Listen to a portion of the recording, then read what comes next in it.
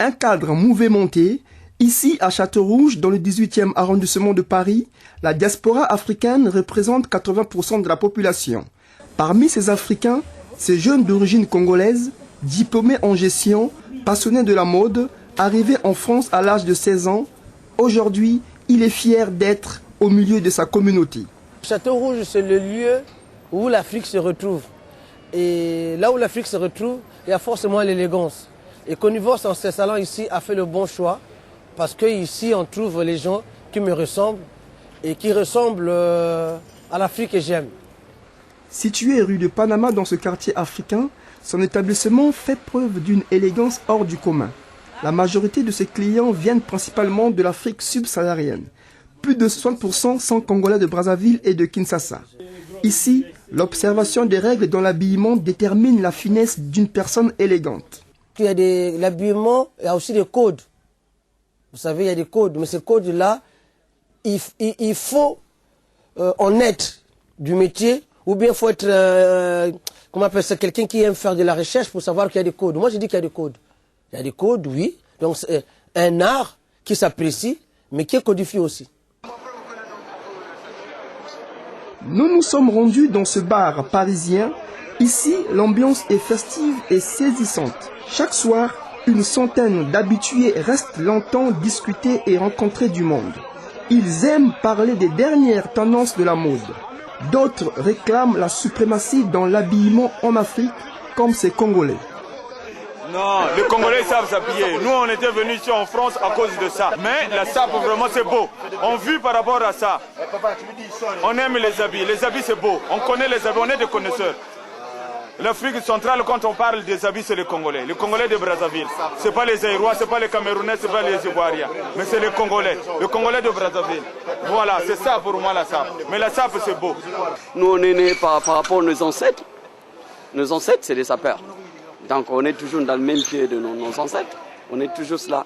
Parce que là, à Château-Rouge, moi, je suis dans les lieux de travail. Mais comme vous me voyez vous-même, vous voyez combien de couleurs qui sortent, même si c'est décontracté, mais je suis quand même modeste. Modeste, c'est par modéro. Modéro est égal à sapeur. Sapeur est égal à crack. Donc, je suis là-dedans. Ces sapeurs possèdent un style vestimentaire impeccable et des gestes nommés diatans qui les distinguent des autres. Ben Moukasha se considère comme un sapélogue, une personne qui a franchi la perfection dans l'habillement. Ça, c'est quoi, au fait? L'arche de la diatance accélérée dans une zone de pas perdus. C'est-à-dire? C'est quand ce sont des pas perdus, c'est des pas, si tu fais un faux pas, tu peux tomber.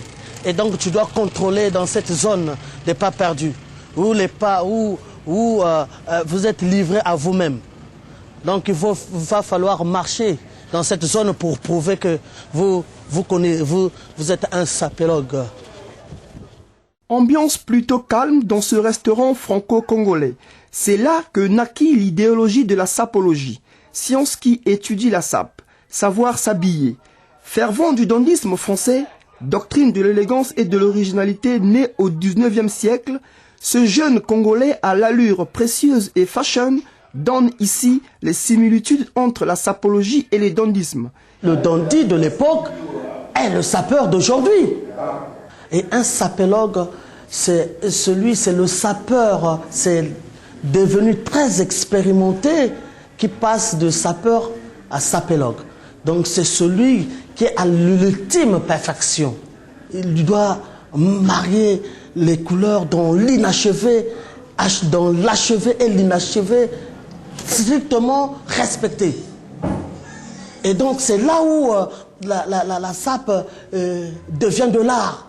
C'est là où la sape devient une science, c'est là où la sape devient une couture, où tout est codifié, tout doit être codifié systématiquement et contrôlé dans un niveau à ne pas faire une fausse note. Lui, c'est un gentleman de luxe. Il détient un titre honorifique, ahuri.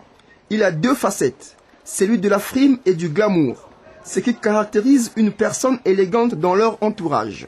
Je me dirais jamais que je serai un grand sapeur. J'essaie un peu de me débrouiller. Parce que chez les Congolais, il n'y a pas un grand sapeur. On est à égalité. Celui qui va se prendre comme quoi qu'il est le grand sapeur, il sera le premier taureau maintenant. Il n'y a pas un roi. C'est le roi et les Français, quand ils avaient encore les yeux fermés, qu'ils ont donné un peu ce petit titre, c'était Djoubala. J'ai une façon de marcher, genre démarche mécanique, quoi. Donc, c'est une pièce déjà chez les Congolais et tout, parce qu'il y a d'autres gens, depuis leur naissance, ils n'ont jamais frimé. Moi, c'est la frime. Mais quand le jour apparaît sur Paris, on souhaite apporter des idées nouvelles dans ce courant de mode. Est-ce qu'on peut se valoriser sans, par exemple, avoir des facultés intellectuelles? Ça, je me pose des questions. On est sur la place de Paris où tout un chacun qui veut mettre une cravate, un costume peut se le permettre. Mais ça ne suffit pas, il faut qu'il y ait un apport, il faut qu'il y ait un plus dans ce mouvement-là. C'est-à-dire que, par exemple, je vais prendre un exemple tout bête. On parle de SAP, mais il y a combien de Congolais sur la place de Paris qui sont stylistes, modélistes? Il y en a combien? Il faut se poser des questions.